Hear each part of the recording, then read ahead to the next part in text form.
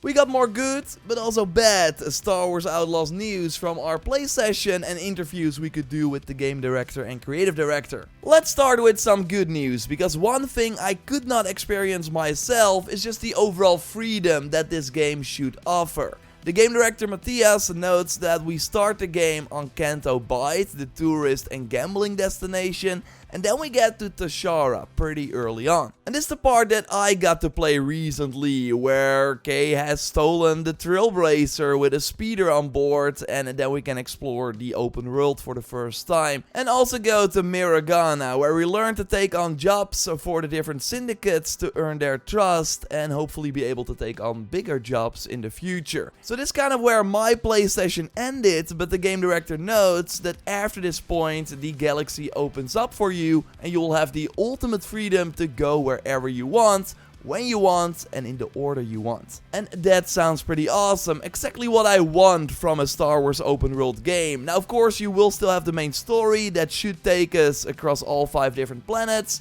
but it seems like we can travel there already before being able to do a main mission on those planets. Now kind of bad news, like I thought this would have been very cool, but we should not expect a secret planet that only has side content on it, so one you can completely skip if you just follow the main quest. Although you will of course miss out on certain locations on one of the 5 planets if you only do the campaign.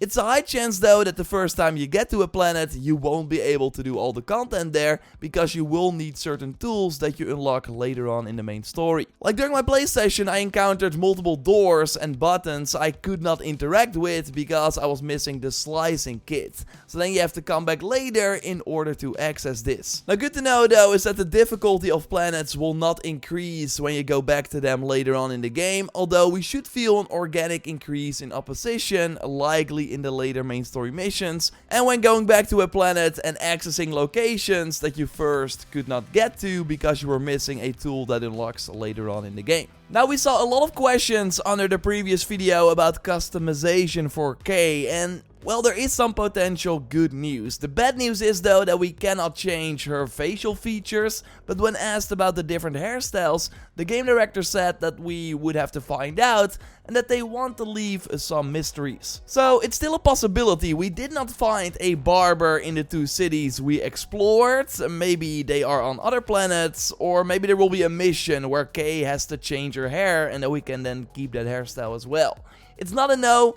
I also think it's not safe to really expect a lot in this regard. But we can of course still change Kay her look thanks to gear. Got way more info on that in a bit, but first we now learned about the Season Pass roadmap, with on day 1 the Castle Runner pack inspired by Han Solo, and then later in the year 2 extra cosmetic bundles, Hunter's Legacy and the Cartel Ronin. Cartel Ronin is likely related to the brand new Japanese-inspired Ashiga clan that we find in the game, while in the Hunter's Legacy image we see the Mandalorian sigil. Hunter's Legacy, could this be Boba Fett inspired, as some people like talk about Sabine? Maybe it's inspired by that. Of course your theory is more than welcome in the comments, and please give us a helmet then as well, although as you likely know there are only 3 gear pieces for Kay: chest, belt and legs. And by the way, real quick, the Season Pass content that you see here is part of the Ultimate Edition that we're giving away. Be a subscriber of the channel and like this video, and they can participate via the link in the pinned comment. We'll touch on the first info for the 2 expansions that we're getting in a bit, and we got some bad news about the post-launch as well. But first, the gear. We now also have a first look at a set bonus for the Thief gear, thanks to JEV. That looks pretty cool. It's nice for stealth, as equipping 3 pieces greatly increases your ability to avoid detection.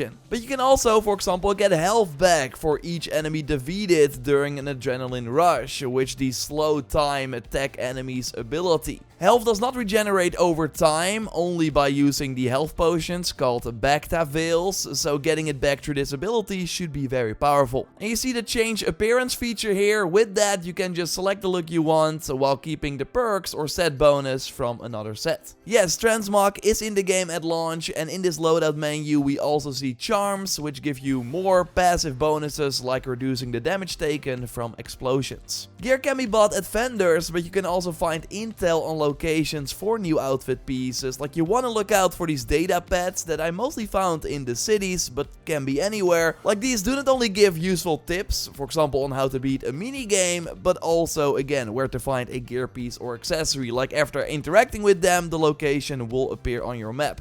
I think you can just stumble upon these chests as well and still open them.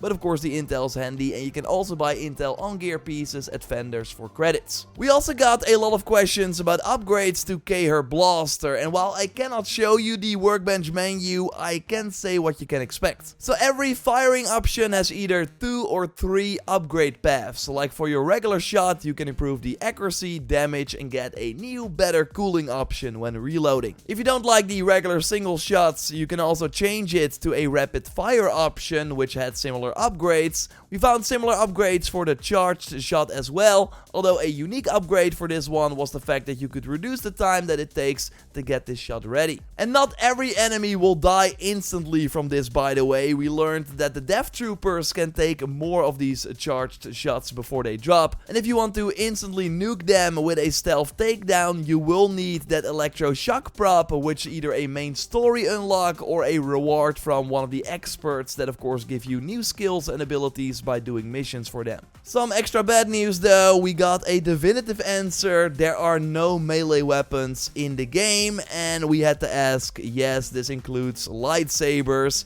Which kind of makes sense because during this time period, which of course between Empire Strikes Back and Return of the Jedi, there was only one Jedi that we really know of, Luke Skywalker. So seems like this will be a Star Wars game without the lightsabers, unless we of course get a cool cameo. Speaking of which, and this good news, in the first DLC called Wildcard, we are hired to infiltrate a high stakes sabacc tournament, but then we will cross paths with notorious gambler Lando Calrissian. And she soon learns that another game is being played. Ooh.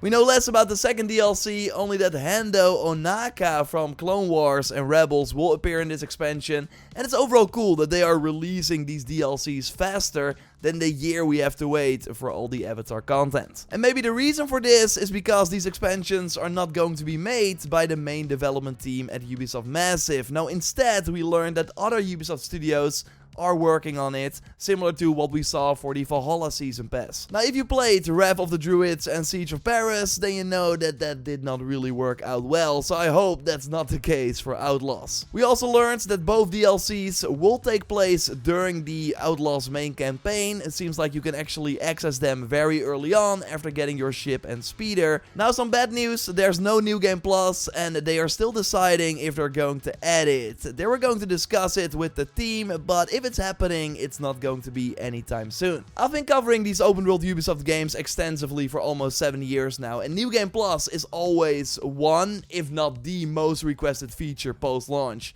But every time we interview developers and ask about it, they are surprised that we want it. So I thought that was interesting. Like, you would hope that they at least know, right? But doesn't always seem to be the case. Just like with every open world Ubisoft game, we aim to have a review up before launch, so subscribe to not miss it. Many spoiler-free tips and tricks, news videos are coming your way as well. A like would really help me out, and check out my hands-on impressions after 4 hours. I'm still not convinced by clicking on the screen. I will speak to you soon. Goodbye.